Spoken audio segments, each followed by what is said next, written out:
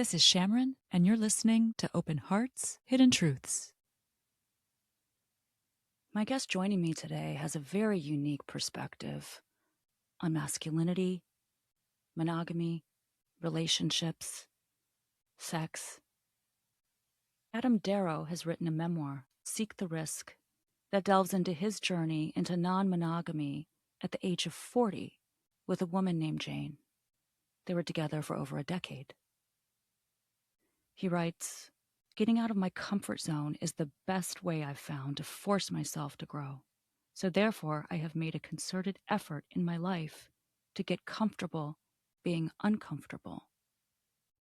So your journey into non-monogamy. Mm-hmm.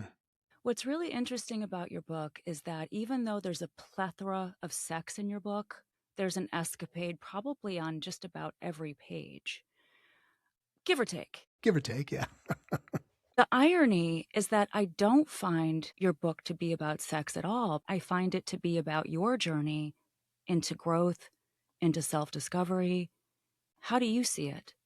No, you nailed it. The balance for me when I was writing it was trying to be truthful about what was going on, because there was a lot of sex in the journey, without making it salacious or not too salacious, and really talking about the emotional journey I went on as I went through this relationship. So striking that balance was pretty difficult, but sounds like I managed to thread the needle. So your book starts off with you over 100 feet below the ocean. Yeah. Yeah. Have you always been a big risk taker?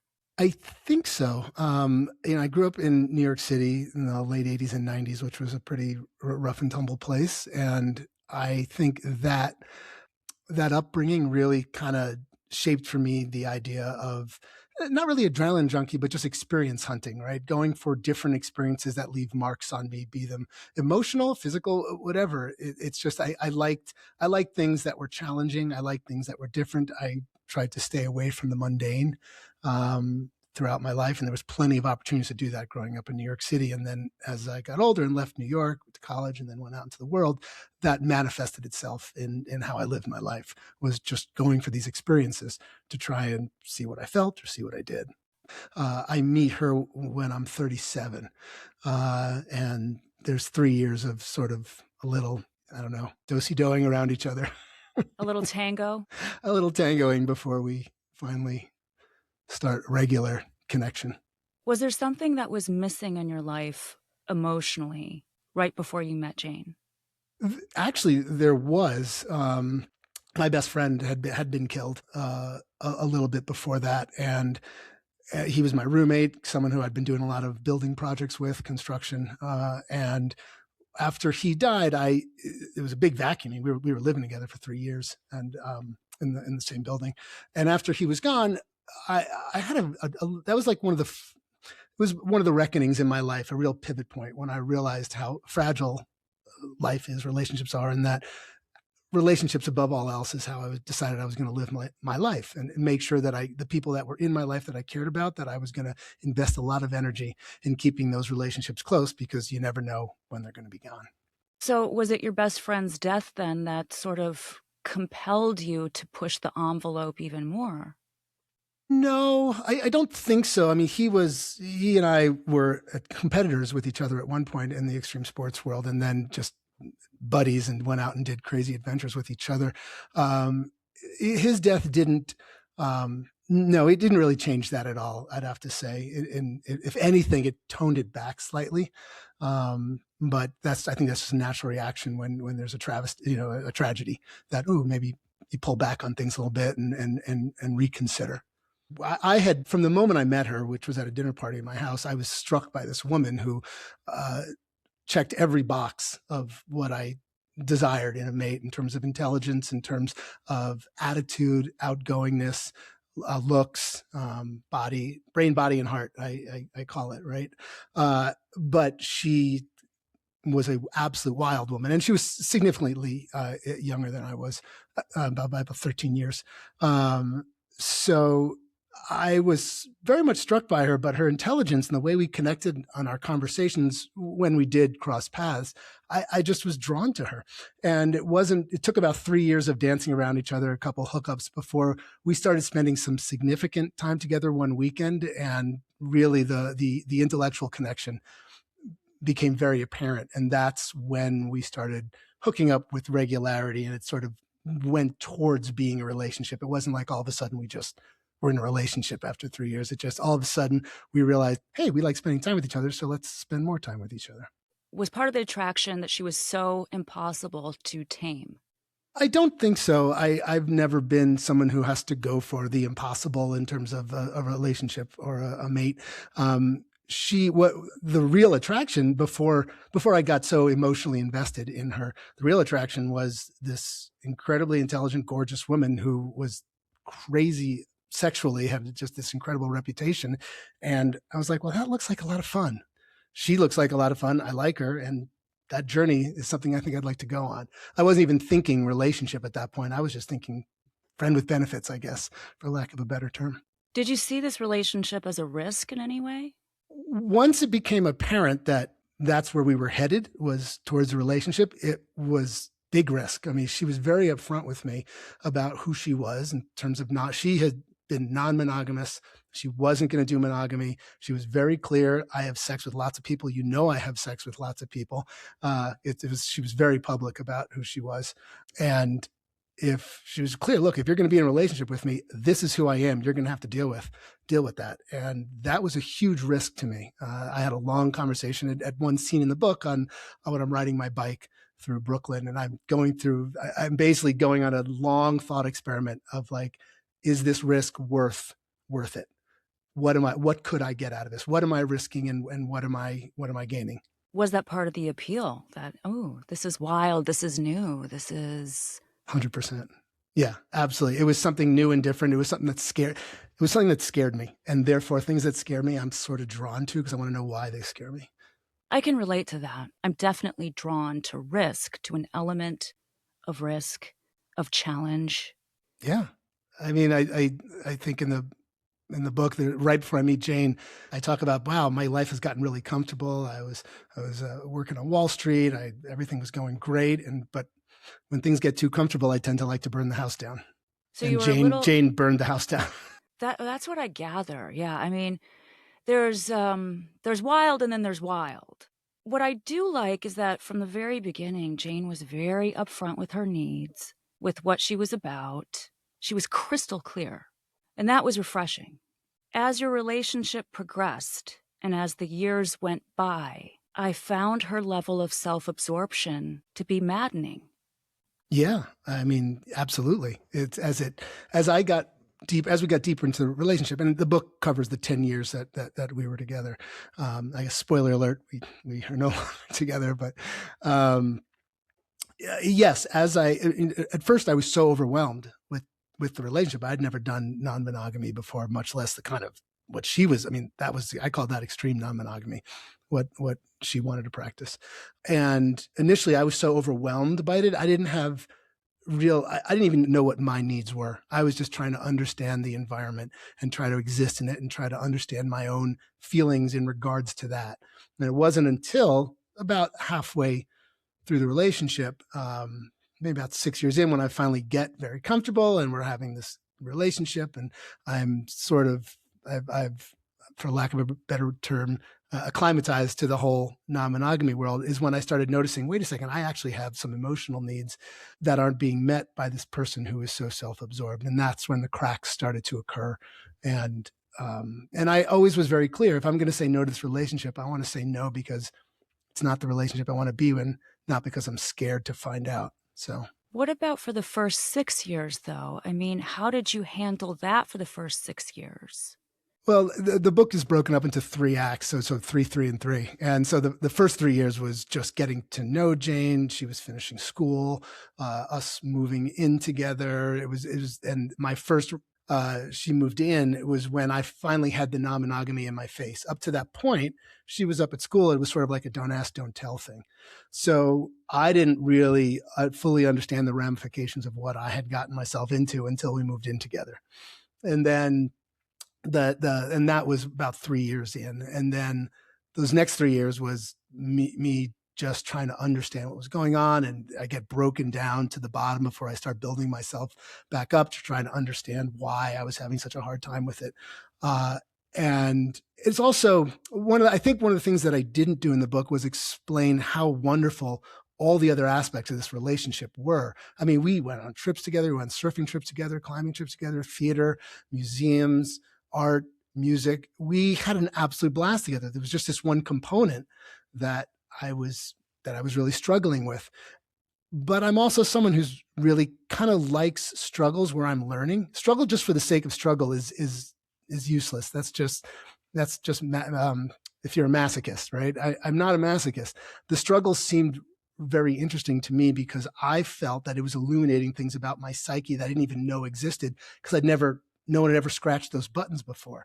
I talk about non-monogamy being a really sharp knife to get through thick skin. I felt I had really thick skin before I got into this relationship and realized, wow, there's a lot about myself that I had never confronted. And the relationship was allowing me to do that. And so that in itself, that journey was incredibly attractive, which is mostly what I wrote about. Can you elaborate on some of these elements that you're referring to? Sure. Obviously, with non-monogamy, there's a whole host of complications that you may not normally engage with when you're in a monogamous relationship. Jealousy is first among them.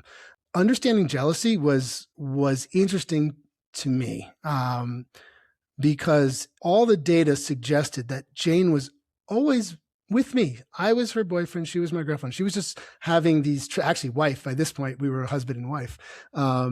She just liked to engage in a lot of casual sex. So the jealousy is like, well, what am I jealous of? And I'm trying to understand, am I afraid she's going to leave me? And that didn't make any sense given how entwined our lives were. So I tried to understand where jealousy was coming from. A lot of it came from insecurities within me. From childhood, even, I found out that I had a heavy dose of imposter syndrome that I thought I had gotten rid of, but here I am in my mid 40s and finding out the imposter syndrome was driving a lot of the emotions that I was having with Jane. And when I identified that, like Jane was never saying, I'm going to leave you, never saying, oh, I don't care about you. She was saying, this is who I am. I'm doing this. So she wasn't doing anything to me. I was choosing to be there. So why was I having these reactions? And that was a brilliant, I think it's chapter 9 that where I go really deep into my childhood stuff and try to understand. And that was great. The second thing that the relationship really exposed was this idea of how I define my masculinity. Because up to that point, a lot of my masculinity, I didn't realize it had been defined by how the world saw me, either through the sports I did or through how my heterosexuality expressed to the world with my partner. And Jane was incredibly public about her non-monogamy. She's a sex educator. She's very vocal.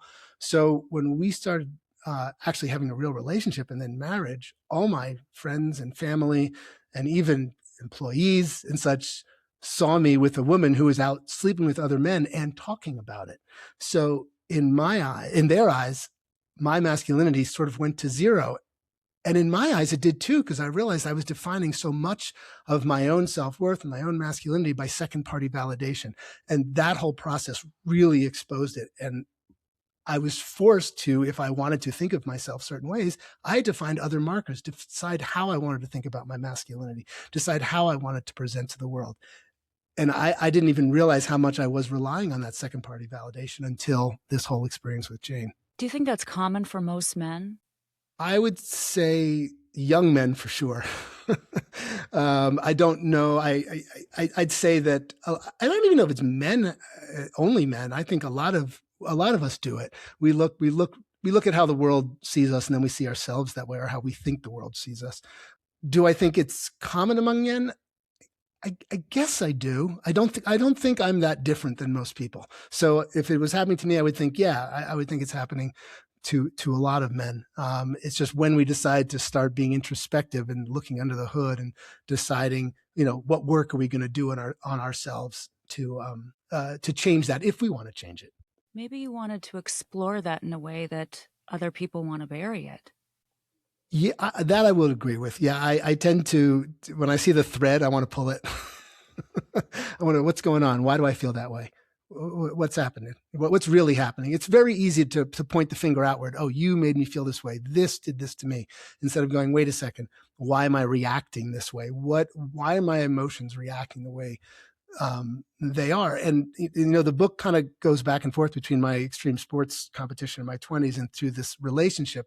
And it was all that sports competing I did where we had to manage fears and manage emotions that really helped me in this relationship, because very often you want to explode outward with emotion and get angry. And when you're doing certain sports, you can't let emotions get the best of you, certainly not competing, but also when you're out rock climbing or whatever it is. The book starts out with free diving, which is, tankless diving to really deep depths. And you can't panic. You can't let emotional responses happen. So all that training really helped in this regard and allowed me to be really introspective. So there's a direct correlation between your love of extreme sports and the life with Jane of non-monogamy. I would say so. I mean, I look at the arc of my life, and I have always gone towards the edgier things. I've always tried to push myself in places that were really uncomfortable for me. I think there's a quote in a book that I tried to get comfortable being uncomfortable. That's how I wanted to live my life. So I'm constantly putting myself in discomfort to see what happens. Getting out of your box is the only way to really grow, I think, because that's when you're going to start reacting. The fight or flight emotions start coming up, and you need to understand them. So I understand how it challenged you, and it challenged your masculinity, and it forced you to look at your masculinity in a way that you hadn't before. But what about having respect for her partner and respecting his desire for privacy and not broadcasting every little private moment? There's something to be said about that. I totally agree with you. There is a point in the book where she goes too far with that, and I know what you're referring to. Yes. Yeah, and I don't want to spoil it for people, but and she goes too far, and she starts revealing some incredibly private things, and that's when I found, it's like, okay, this enough. That went too far. Up to that point, I was kind of liking the edginess of it. Like, I kind of felt like, okay, this is out there, but I also really respected the work she was doing with her sex education and such, because I mean, she's fighting the good fight, not always doing it in the correct manner, but she is fighting the good fight. So it was fun to be along for that until it went beyond where I was comfortable, and she ended up breaking up with me over that and left, and like I didn't see her for 2 days because she thought I was being a weak man, that I couldn't be strong enough, and so we had a whole back and forth, and she ended up apologizing and coming back. But yeah, there were some tough moments for me there. Her lack of empathy was troubling. I found it troubling. I mean, it's ultimately what caused the relationship for us to separate. Did your friends and family share my sentiments? Well, the journey that I was going on, the struggles, was that she didn't even know what was going on with me. I kept a very good veneer about, who I was and what I was doing and how I was existing in a relationship. In fact, when she read the first draft of the book, she was like, this was really going on? I was like, yeah.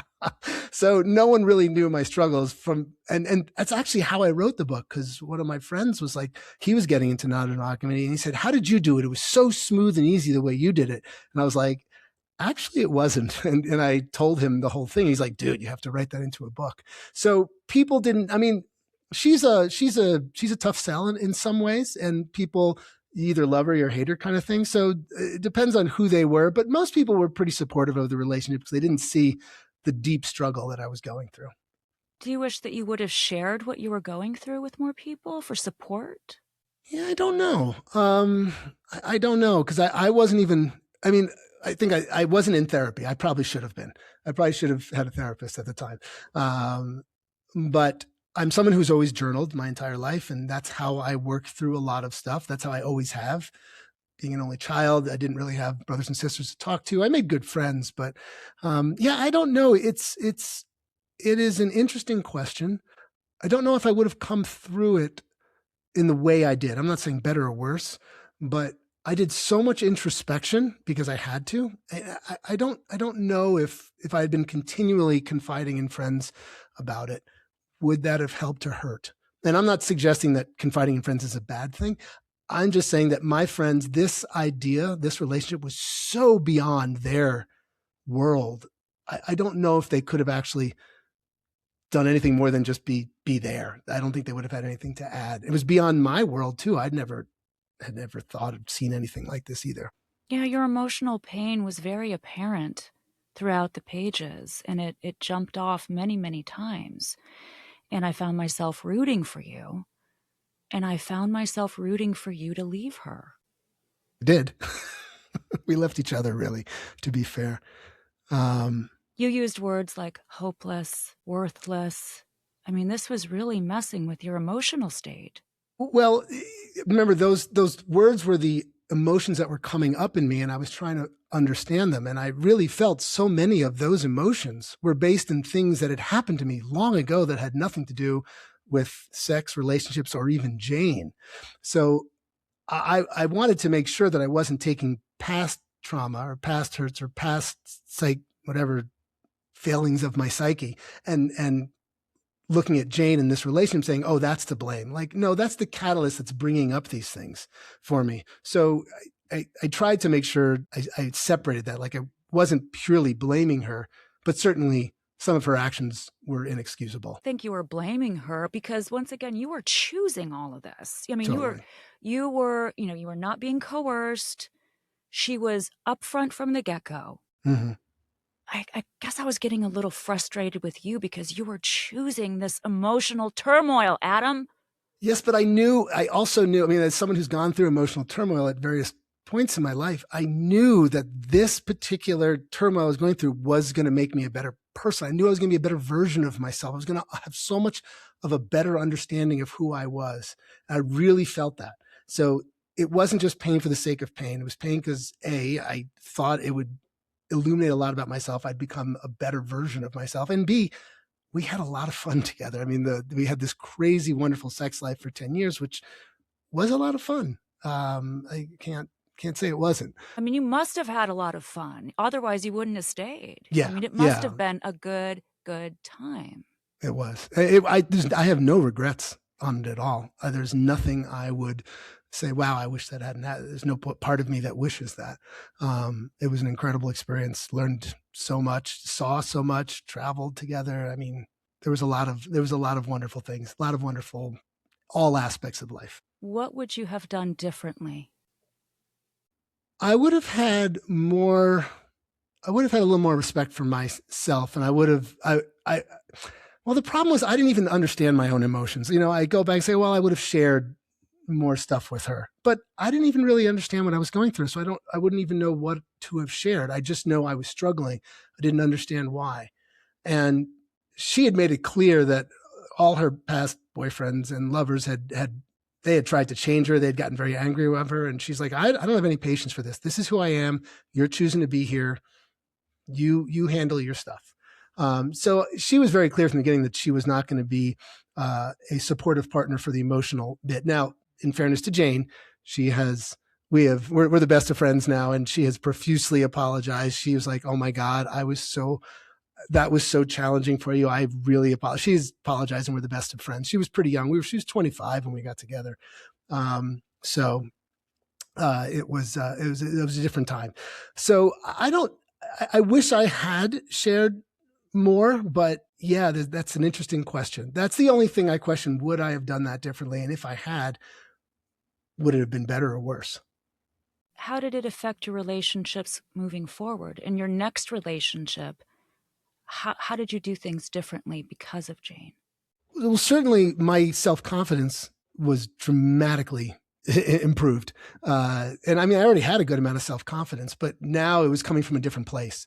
The confidence I had as a younger man was coming from this second party validation. And after this whole experience, I saw how much I had been basing on that. And I started looking internally for a lot more of my confidence, my masculinity, my self-assuredness, my groundedness. So that I would venture to say I was a much better person to be in a relationship after this relationship because I understood myself so much better. Now, a couple of at least one person, once they found out about my history with Jane, was like, yeah, that's too much for me, and wasn't really interested in dating me after knowing what I had gone through. But everyone else has been pretty supportive they've all just, everyone I've dated since then has read the book and has really appreciated it, actually.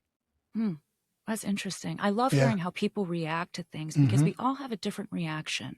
The way we process information and even things that don't directly involve us. Maybe it brought out something in her that she wasn't comfortable with. Yeah. It could have been. I know someone, at least someone else, she got second party feedback from someone else about the guy she was with. So it may have had something to do with that. Your family and your friends, they've been supportive of your book and your public chats and all of that. Yeah, actually, and what's remarkable is the journey they went on with my, like, a number of them were very like, what are you doing? Why would you let your woman do that? And they were really totally in their eyes, Jane's value went to nothing as soon as they found out she, was a slut, or even she defined herself that way, but that's a whole nother story. They were really very judgmental of her and me, harshly. But over the journey, they all came around and they were like, wow, they actually, one of my best friends, like, you're way stronger a man than I could ever be. I don't know how you were able to do that, but that is the most impressive thing I've ever seen. So that felt really good to get support after a number of years of them questioning my choices. I mean, it'd been great to be in couples counseling. Actually, that would have been awesome. Did you suggest it? No, that wasn't even on the radar. I end the book saying I never want to do a relationship like that again. I mean, Jane actually doesn't even want a relationship like that again. She's in her 40s now. No, I don't ever want to do that again. Now, strict monogamy, after going through what I went through, strict monogamy seems like a tough way to live for the rest of my life. But I do want a partner. I like a life partner. Now, is there some flexibility now and again, and what that means? I don't know what that means. Every relationship is different. But the idea of, I will only be attracted to one woman for the rest of my life, and I will only look at that one woman and only be with that woman, that seems very constricting on its own. That doesn't mean I may meet someone that's the relationship I want with them. I'm not going to pigeonhole myself. And if Jane had been more empathetic, maybe that extreme relationship would have worked.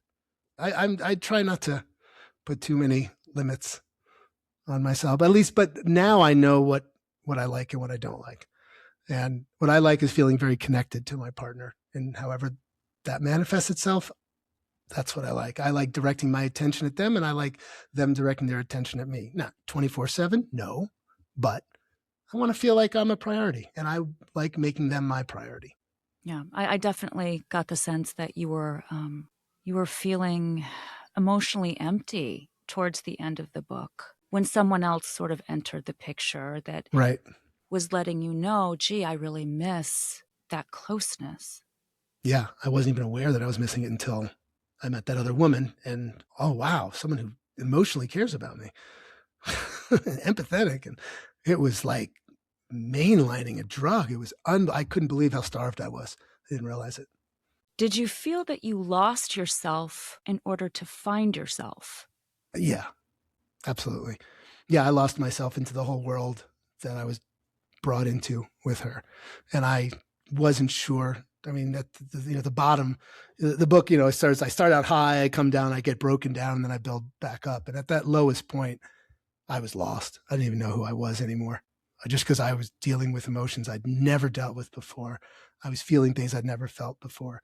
I'd never had a relationship that had ever challenged me. I had been seeking challenge in my life, my entire life, in terms of sports and then in terms of the business world.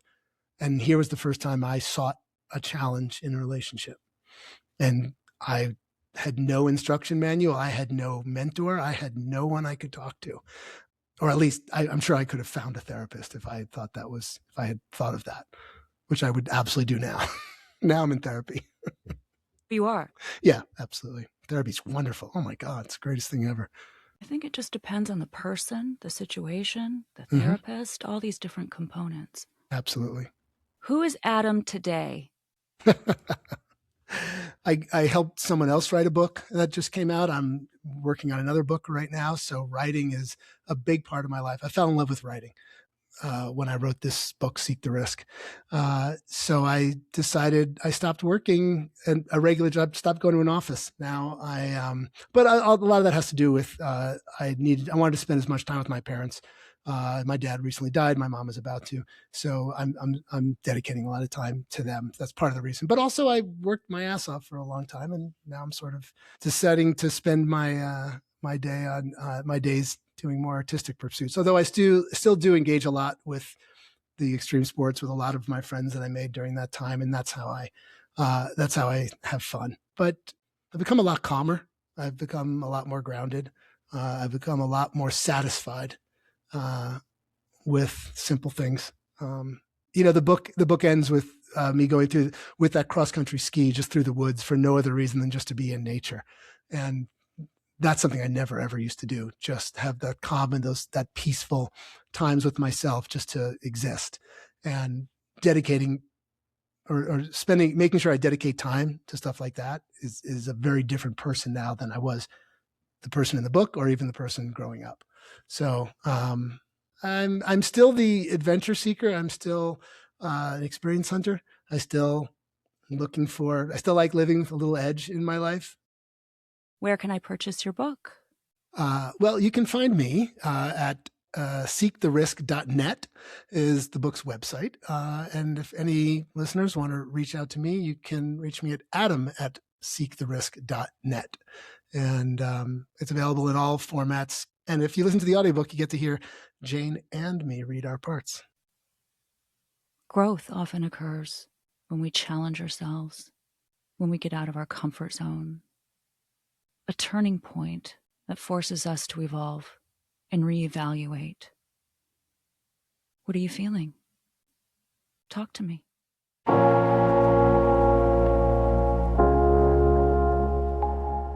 If you're enjoying this podcast, click the subscribe button. If you have a similar experience you'd like to share, drop me an email or a DM at Open Hearts, Hidden Truths.